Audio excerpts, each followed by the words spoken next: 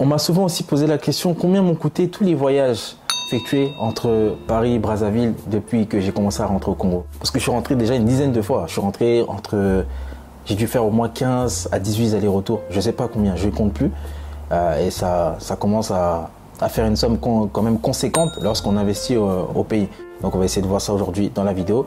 Mais n'hésite pas à liker, à partager, à t'abonner, à mettre la cloche de notification pour être au courant de toutes les nouvelles vidéos qui vont sortir. Et à regarder, lien dans la bio s'il y a quelque chose qui pourrait t'aider. Déjà, combien ça m'a coûté? Si on regarde sur les 26 derniers mois, en termes de billets d'avion, je suis autour de 15 000 € facile. Si ce n'est pas plus, on est proche. Voilà.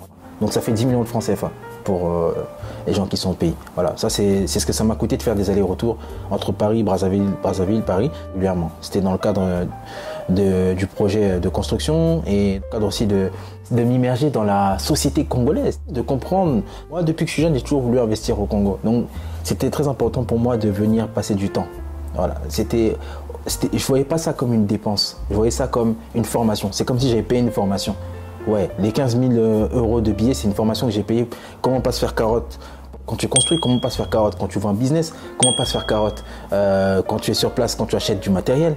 Comment connaître le Congolais, comment il réfléchit, ses faiblesses, ses forces, tu vois. Ça, c'est une formation. Ça n'a pas de prix. Voilà. Et j'aurais jamais pu savoir, connaître tout ça si je n'étais pas venu sur place. Impossible. Il y a tellement de choses que j'ai apprises en 26 mois. Je vous assure que je connais le Congo mieux que quelqu'un qui est même né au Congo. Moi, je suis pas né au Congo, je suis né en France. Mais je peux vous dire que tellement je suis venu au Congo fréquemment, je connais le Congo mieux qu'une personne qui est née au Congo et qui a passé plus de 20 ans en France. Ouais, si tu as fait plus de 15 ans, 20 ans en France, tu connais pas le Congo. Ça a changé. Les temps changent, ça a changé.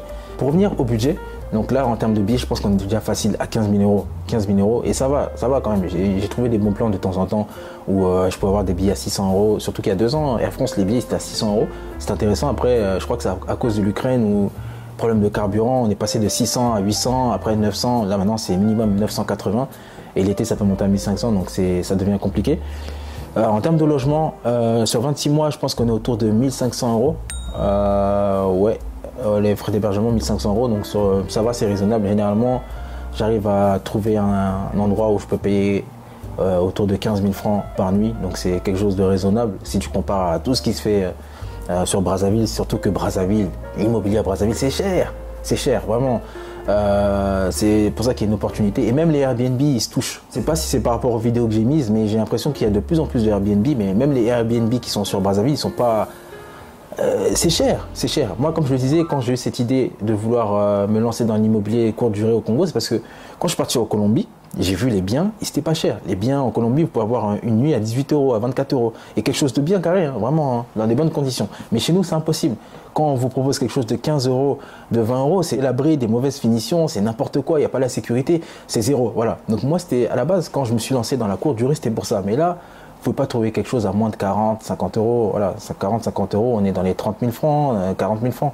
Donc, bon, ça fait cher quand vous restez longtemps. Et même à terme, je pense que c'est même mieux de prendre un appartement. Il faut avoir un appartement, par exemple, sur Bakongo, entre 80 000 et 150 000 francs pour avoir un appartement dans de très bonnes conditions, largement. C'est quelque chose que j'aurais dû faire peut-être depuis le début. Mais bon, voilà, on apprend de ses erreurs. Et si tu rajoutes le transport, je pense qu'on doit être pareil dans les 1500. Donc, du coup, tout à l'heure, je me suis trompé. Je disais 1500 pour... le logement, mais non, les logements, on est plus sur 4 000 €. Parce que je me dis 1500 sur 26 mois, c'est peu.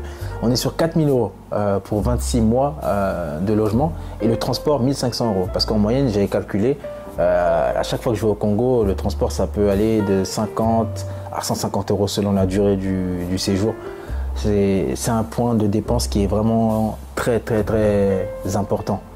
Vraiment. Important pas dans le sens où c'est bien, non, important dans le sens où ça prend de la place. Vraiment. Et je vous conseille, si vous avez des projets, d'aller souvent au Congo, de retourner au Congo à terme, de préparer déjà une voiture, un véhicule. Le transport, c'est très très important. Ça va vous soulager parce que ouais, le taxi, moi je peux le prendre 4 à 5 fois par jour, honnêtement. Après, c'est quand j'ai commencé à connaître Bakongo, j'ai dit ah mais je suis bête, ça j'aurais pu marcher. J'ai arrêté les abus et maintenant j'ai descendu ça maintenant à 2 fois et demi par jour. Et même des fois, maintenant, je négocie. Même des courses à 1000 francs, je la descends à 500. Mais c'est un poste de dépense qui est important, qui prend de la place. Donc, qui n'est pas négligeable. Donc, le tout, quand tu regroupes le tout, ça fait déjà 20 K. Donc, en 26 mois, j'ai dépensé presque 20 K pour le logement, le transport et du coup, me rendre au Congo parce que je ne peux pas y aller en bateau. Ça fait du 769 € par mois. On ne compte pas la bouffe, on ne compte pas les à côté. Donc, je dirais on est plus autour de 850, 900 € par mois. Ouais, 950 € par mois que ça m'a coûté tous les mois, pendant 26 mois, de venir au Congo. Aller-retour, dormir, me balader, manger. Et c'est clair que j'aurais pu investir ces fonds ailleurs. Et c'est clair que des fois, je me dis, oh, je t'aurais pu investir ces fonds ailleurs. Mais c'est l'amour du pays qui m'a poussé à faire ça. Vraiment, c'est l'amour du pays parce que le Congo, c'est doux. Le Congo, c'est doux. Toutes les personnes qui repartent au Congo vous le diront. Quand ils repartent, ils sont contents. Vous savez, des fois, on parle, c'est comme si, c'est comme ça, mais le Congo, c'est doux. Tu vois, tu es à la maison, tu te sens bien. Donc, moi, je voyais les choses sur le long terme. C'est pour ça que quand les gens ils disent que oui, moi, le salon, c'est l'argent, ça me fait rire. Parce que c'est même pas un quart. J'ai même pas dépensé un quart juste pour ouvrir le salon. J'ai pas dépensé un quart de tout ce que je vous dis. Ouais, et j'ai rien gagné en retour. En retour, je n'ai rien gagné. Je ne gagne pas d'argent au Congo. Je n'ai pas de business en dehors de ce que je vous montre. Non, c'était sur mes frais personnels, ce que je faisais en France ou en ligne. Voilà. Il n'y a rien au Congo qui m'a permis de dépenser ce montant pour vivre, pour me balader, pour manger, pour dormir. Non, il n'y a rien. Pour terminer la vidéo, si je dirais le plus gros bénéfice, vraiment le plus gros bénéfice, et c'est pour ça qu'il faut toujours regarder le verre à moitié rempli et pas le verre à moitié vide. Et comme je le disais, j'ai gagné beaucoup d'expérience et j'ai appris tellement de choses. Et je pense que, honnêtement, si je devais, quand tu regardes bien, c'est pareil. Parce que si j'avais décidé de faire ça à distance, ne connaissant pas comment le Congolais réfléchit, ne connaissant pas comment au Congo ça se passe, ne connaissant pas qu'on te donne un devis, mais le devis, il faut le diviser presque par 4. Ne connaissez pas tout ça. Potentiellement, et j'aurai l'occasion de vous montrer tous les chiffres en détaillé des projets, j'aurais perdu beaucoup plus que ça. J'aurais perdu beaucoup plus que ça, ou alors autant. J'aurais perdu soit autant, soit plus. Donc voilà, je me dis que non, au lieu que je perde de l'argent et que des gens ils me bouffent, non, moi je suis venu sur place, j'ai appris des choses et on m'a pas bouffé. Voilà. Du moins si on m'a bouffé peut-être à 1% par rapport à ce qu'on aurait pu faire. Donc c'est quelque chose que je ne regrette pas. Donc comme je le disais, j'ai l'expérience, j'ai la maîtrise des coûts de construction, j'ai mes ouvriers, j'ai mes fournisseurs, j'ai mon architecte, j'ai tout.